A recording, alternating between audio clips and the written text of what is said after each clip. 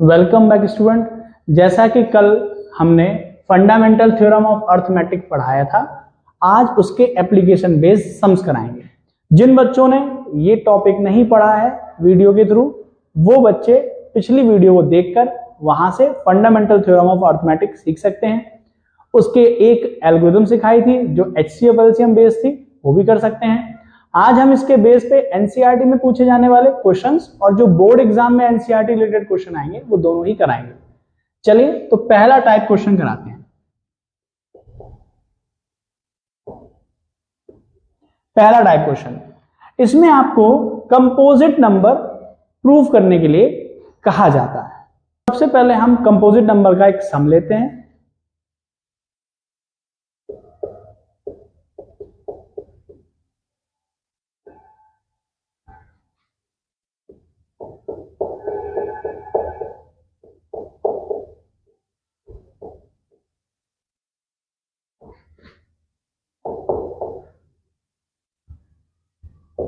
तो आपसे कहा जाएगा 7 × 11 × 13 प्लस 13 एक कंपोजिट नंबर है, इसे आप एक्सप्लेन करें या हम कह सकते हैं इसे आप प्रूव करें।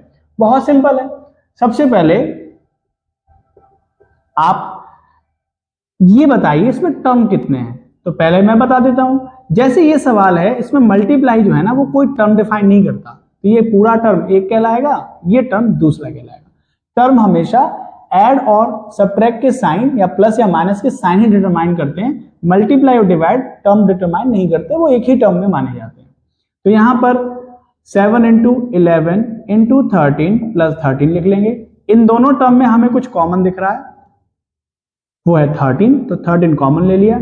ये बच्चा 7 × 11 × 1 प्लस 1, इसको लिख लेंगे 13। ये हो गया 7 11 जा 77 प्लस 1, इसको आ जाएगा 13 × 78। अच्छा, यहां तक सवाल करने के बाद आप इंटू 1 तो लिख ही सकते हैं और आप अब स्टेटमेंट लिख सकते हैं, it has more than 2 factors. इसके 2 से ज्यादा फैक्टर कौन कौन से? एक 13 है, एक 78, एक 1 है, तो 3 फैक्टर तो हैं। तो कंपोजिट नंबर वही होते हैं जिनके 2 से ज्यादा फैक्टर होते हैं। मैंने लिख दिया it has more than 2 factors, so it's a composite number. अच्छा, एक ये स्टेटमेंट तो आप समझो क्लास 3rd 4th 5th उस क्लास के लिखने वाले स्टेटमेंट है। अगर क्लास 10th की एक अपडेटेड स्टेटमेंट लिखने की बात हो तो हम क्या स्टेटमेंट लिखेंगे? तो हम लिखेंगे 1 को फिर लिखने की जरूरत नहीं है, तो हम यहां पे लिखेंगे ये पहली स्टेटमेंट है, ये सेकंड स्टेटमेंट, जैसा आपको समझ में आए। It has at least 2 factors other than 1। मतलब इतना अगर लिखा हुआ है, 1 को हटा दिया मैंने, तो इसका मतलब ये कि 13 और 70, अभी 78 और भी टूट सकता है और टुकड़ों में। अगर और टुकड़ों में टूटेगा तो भाई और टुकड़े बन जाएंगे। मतलब इसके 2 फैक्टर तो हैं ही कम से कम 1 के अलावा। अच्छा, 1 के अलावा 2 फैक्टर और हैं, तो टोटल कितने हो गए? 3। तो कोई भी नंबर इस तरह लिखा हुआ मल्टीप्लाई में तो 2 फैक्टर तो वही हो गए और एक 1 हो गया, कोई यूनिवर्सल फैक्टर है वो, तो उसके 3 फैक्टर वैसे हो जाना है। पर ये स्टेटमेंट थोड़ी सी ज्यादा वेटेज की है।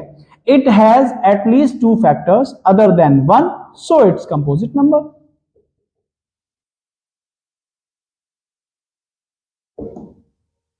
तो आप इंटू 1 करके पहली स्टेटमेंट भी लगा सकते हैं और अगर आप चाहें अपडेटेड स्टेटमेंट तो आप सेकंड स्टेटमेंट भी लिख सकते हैं। तो मतलब आप दोनों ही स्टेटमेंट इसमें लिख सकते हैं, पहली या दूसरी। ठीक है, ये तो हो गया पहला सवाल। एक सवाल और लेते हैं हम।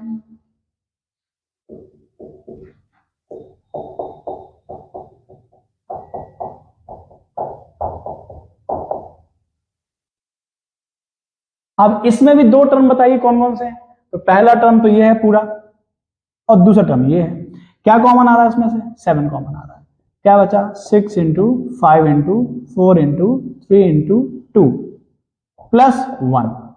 तो सबसे पहले इनका मल्टीप्लाई करेंगे। 6 5 जा 30, 120, 123 जा 360, 2 जा 720।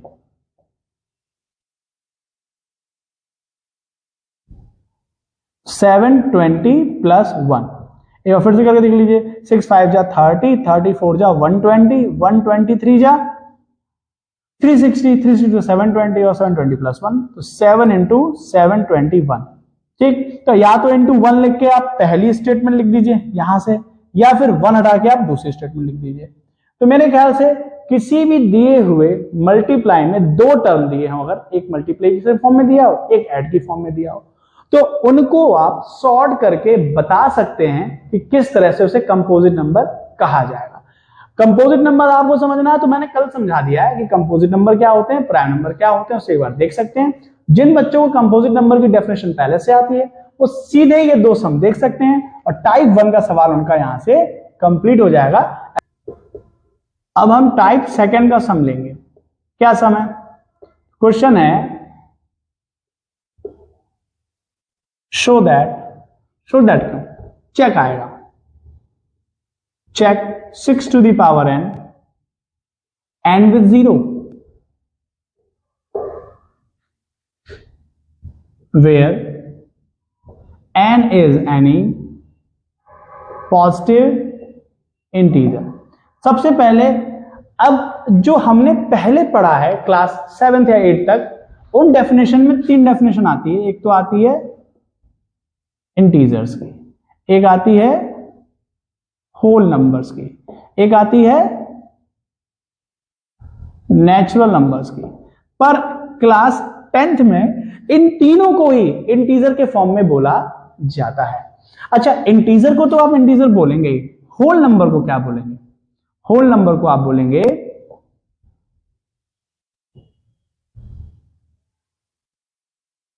Non negative integers. Non negative integers का मतलब क्या हो गया? जिसमें नेगेटिव ना हो। अच्छा, इंटीजर कितने पार्ट होते हैं? 3। एक होता है पॉजिटिव हैंड, एक होता है नेगेटिव और एक होता है 0। तो उसमें से आप नेगेटिव हटा दो तो जो बचेगा 0 और प्लस का जितने बचेंगे पॉजिटिव इंटीजर्स, वो कहलाएंगे, क्या कहलाएंगे? वो कहलाएंगे होल नंबर। तो आप होल नंबर लिख सकते हैं नॉन नेगेटिव इंटीजर। वैसे ही नेचुरल नंबर क्या लिख सकते हैं? नेचुरल नंबर लिख सकते हैं हम पॉजिटिव इंटीजर। क्योंकि आप मुझे बताओ, जो नेचुरल नंबर है वो 1 से शुरू होते हैं, इसका मतलब ना तो 0 आएगा उसमें, ना ही नेगेटिव। ठीक है, बचा क्या? सिर्फ पॉजिटिव। तो अब आप इंटीजर को तो इंटीजर बोलेंगे ही, इन दोनों को भी इंटीजर के ही वे में बोला जाएगा।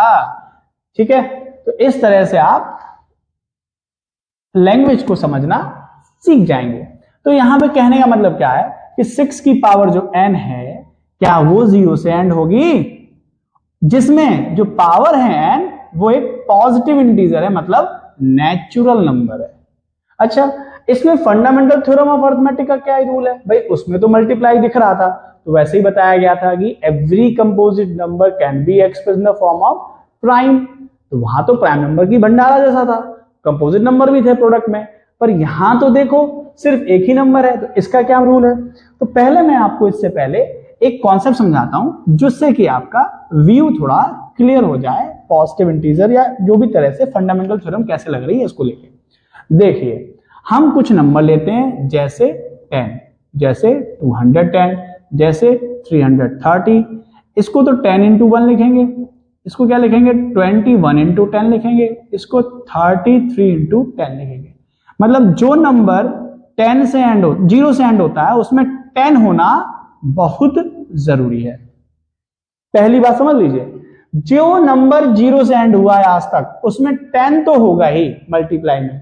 जैसे 100 वो बोले तो 100 में 10 का जो 10 टू 10 लिख लो उसको, 20 में 10 का है 2 टू 10 लिख लो। इसका मतलब जो भी नंबर 0 से एंड होता है उसमें 10 तो होता ही होता है। अब फिर 10 क्यों बता रहा हूं मैं इसलिए बता रहा हूं कि ये एक कंपोजिट नंबर है और जितने भी दुनिया में 10 आएंगे, मतलब 0 से एंड होंगे, उसमें 10 होगा। और 10 का एक यूनिक फैक्टराइजेशन है 2 इंटू 5, यूनिक प्राइम फैक्टराइजेशन। ये आपके फंडामेंटल थ्योरम ऑफ अरिथमेटिक से समझा दिया गया हमें कल। इसका मतलब कोई नंबर अगर 0 से एंड होगा तो उसमें 10 होगा। क्लियर बात? 10 का यूनिक फैक्टराइजेशन है 2 इंटू 5। इसका मतलब अगर कोई नंबर 0 से एंड हो रहा है जिसकी पावर कोई नेचुरल नंबर है, तो उसमें 2 नंबर का होना बहुत जरूरी है। एक है 2 और एक है 5। अगर हम यहां पे 6 को देखें तो हम सबसे पहले क्या करेंगे, सॉल्यूशन में 6 की पावर n को लिखेंगे 2 इंटू 3 की पावर n, फिर लिखेंगे नो 6 की पावर n इज 2 इंटू 3 की power n, where n is any natural number,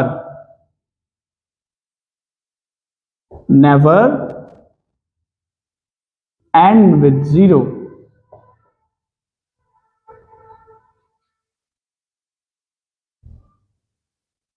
because it does not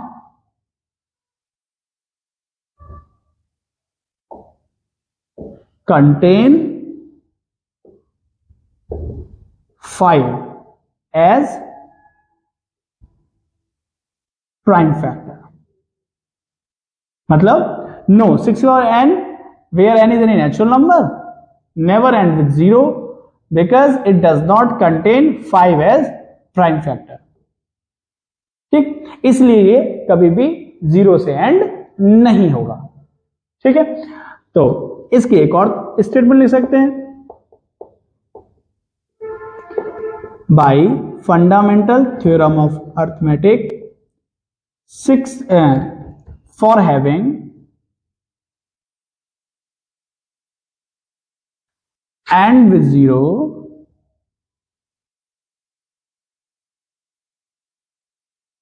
it must contain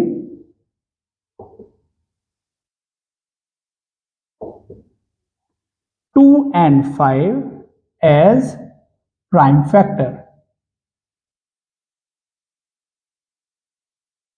but 6 की पावर n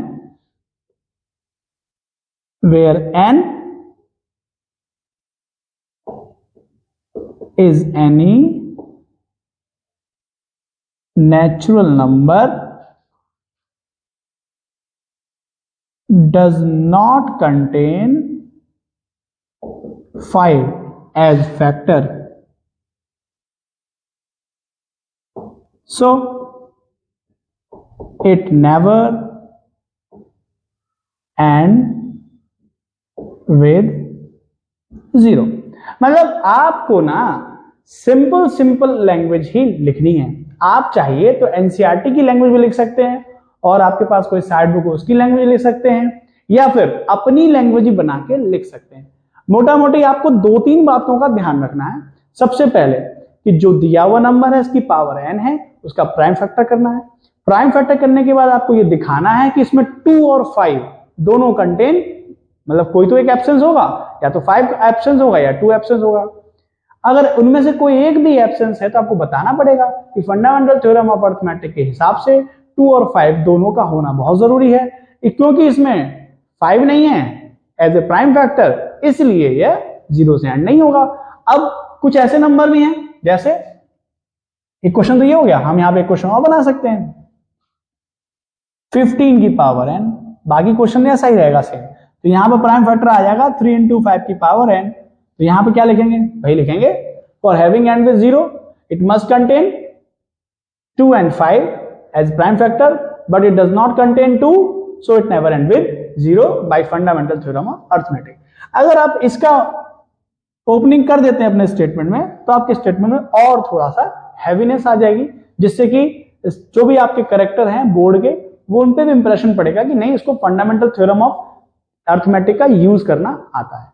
तो इस तरह से अपने पास टाइप 1 और टाइप 2 के 2 सम हैं जो फंडामेंटल थ्योरम ऑफ अर्थमेटिक पे डिपेंड है। कल मैंने आपको HCF LCM के एल्गोरिथम कराया था, उस पे भी अभी मैं एक सम कराता हूं। ठीक है, यहां दिया है प्रोडक्ट ऑफ A और B 1800 है। ठीक है, तो मैं ऐसे लिख लेते हैं, सबसे पहले A into B is equal to 1800 and HCF of AB that is 15। Find LCM। तो हमें एल्गोरिथम पता है, HCF of AB into LCM of AB is equal to A into B। HCF हमें पता है 15, LCM नहीं पता, और ये आपको पता 1800। तो हमें LCM निकालने के लिए 15 को ट्रांसपोज करना पड़ेगा, तो हम 15 को ट्रांसपोज कर देंगे, ठीक है। 15 से डिवाइड हो जाएगा, कितनी बार जाएगा, 15 1 जा 15, कितना 30, 15 2 जा 30 और 0, तो आपका आंसर आ गया 120, ठीक है। तो आप इसको ऐसे ना लिख के ऐसे लिखिए, ज्यादा अच्छा लगेगा। एलसीएम ऑफ ए सफिक्स में लिखना है, अच्छा लगता। तो बच्चों आपके चैप्टर फर्स्ट में दो ही टॉपिक हैं, फर्स्ट है फंडामेंटल थ्योरम ऑफ अर्थमेटिक और दूसरा है रिविजिटिंग इरेशनल नंबर। तो हमने दोनों ही टॉपिक के सारे तरह के सवाल करके दिखा दिए हैं। बाकी आप एनसीईआरटी से क्वेश्चन लगा सकते हैं, साइड बुक से भी क्वेश्चन लगा सकते हैं और अपने चैप्टर 1 को और अच्छी तरह कवर कर सकते हैं। इस वीडियो में इतना ही, अगले दिन मैं आपको मिलूंगा सेकेंड चैप्टर की स्टार्टिंग के साथ। तब तक के लिए गुड बाय, टेक केयर।